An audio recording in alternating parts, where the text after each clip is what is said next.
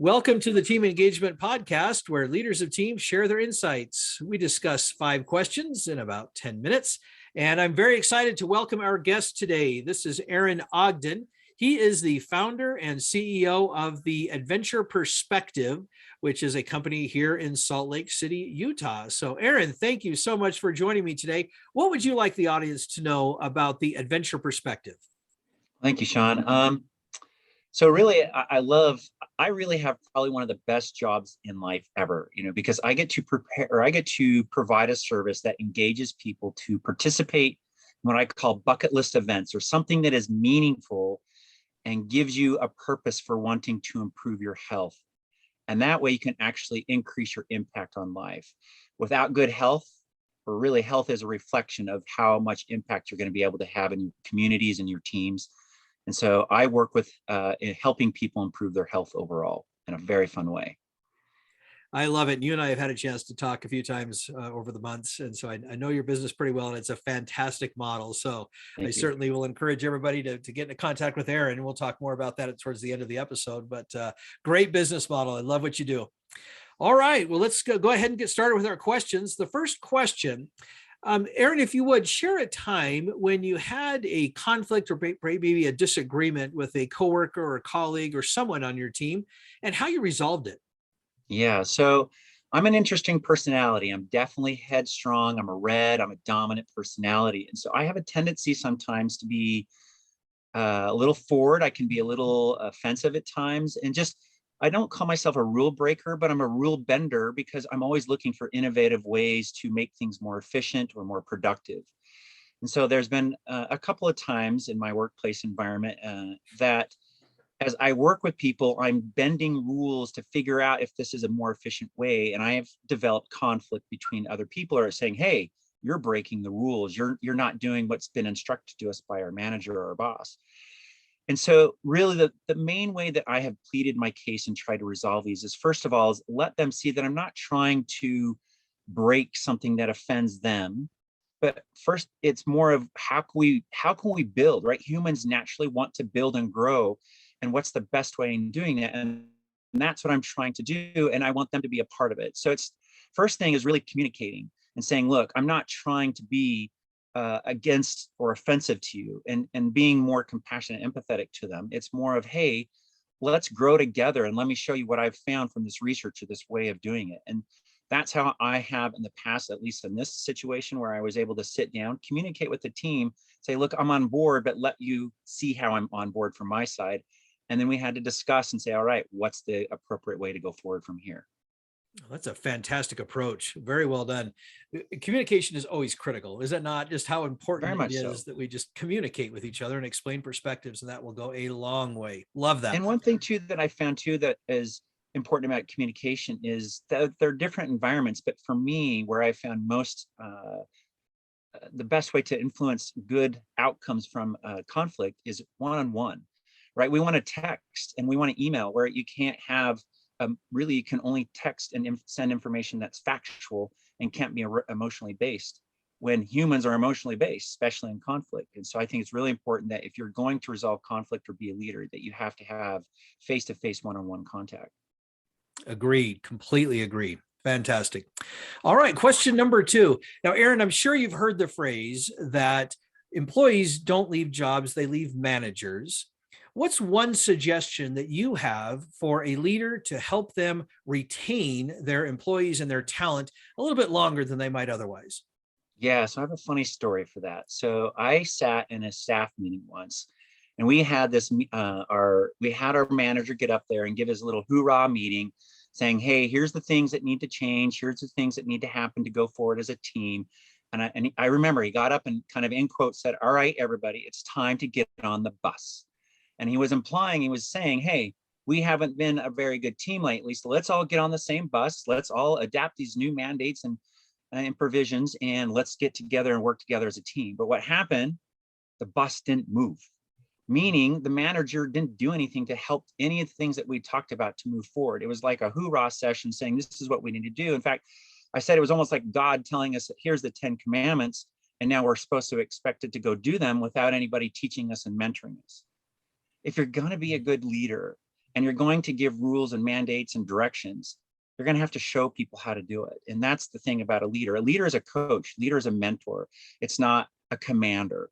And so I think the best advice that if you're going to be a really good manager or leader is you got to learn to look within yourself how you're going to lead, and then use your strengths to lead, and then have other people help you where you're not strong and leading the group and the team. Love those comments. And you're absolutely right. Less about commanding and more about coaching. And that is such a critical skill. And I loved what you said about not just giving the mandates, but also helping people understand the why behind it and how to do it. Great comments. Great comments. All right. Well, question number 3, how can leaders help build resilience in a team? So, here's one thing that I think that's difficult for everybody is that resilience is something that takes practice.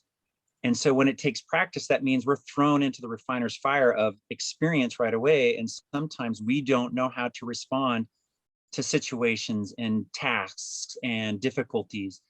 And so I think the number one thing that people can do is build their character, and they have to learn the processes and skills to be resilient. And that's for you personally as a leader, and that's also for your team, because we're a family, right? When you work in a work environment, everybody comes from different backgrounds, different perspectives, different beliefs and values. And so now we're trying to mesh this all together in an environment that people aren't going to agree. But that doesn't mean you can't be successful. That doesn't mean you can't experience joy.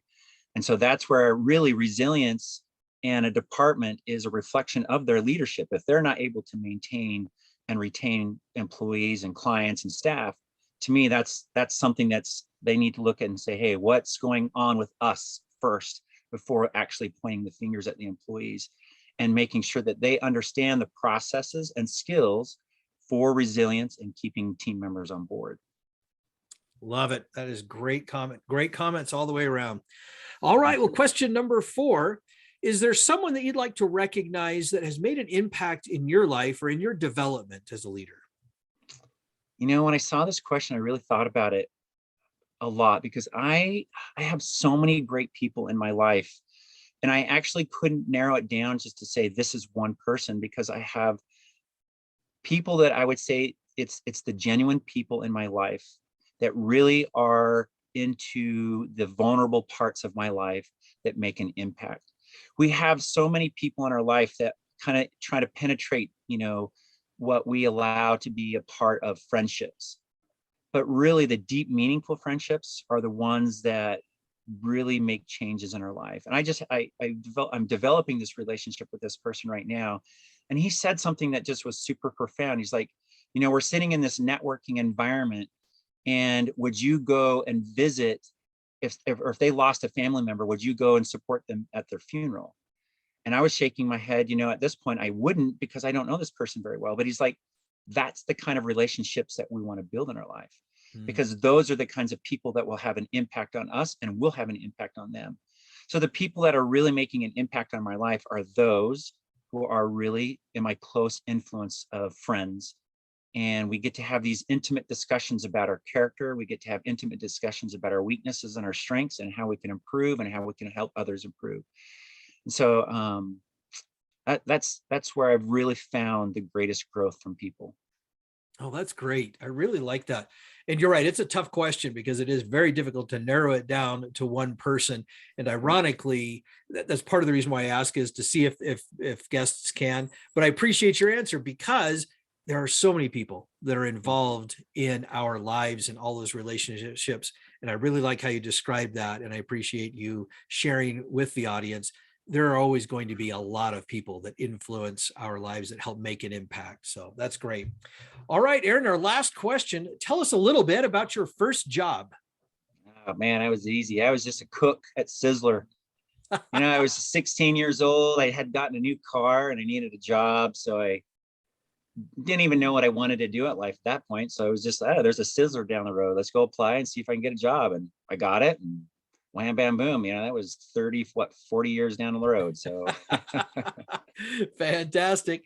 Well, I love how there's all these different first jobs that people experience. So thanks for sharing. All right. Well, Aaron, thank you so much for being on the podcast today. How can people find you? Yeah, the easiest way is really just go to my website. I have the ability to reach out to me there. It's theadventureperspective.com. Or you can reach out to me on my email, daogden@gmail.com. Either one is good. All right, fantastic. This is Sean Richards with the Team Engagement Podcast, where leaders of teams share their insights. For more ideas, go to teamengagementpodcast.com. And we also invite you to subscribe or follow the podcast, whether it's the audio or the video version, either way. Thank you so much for joining us and have a great day.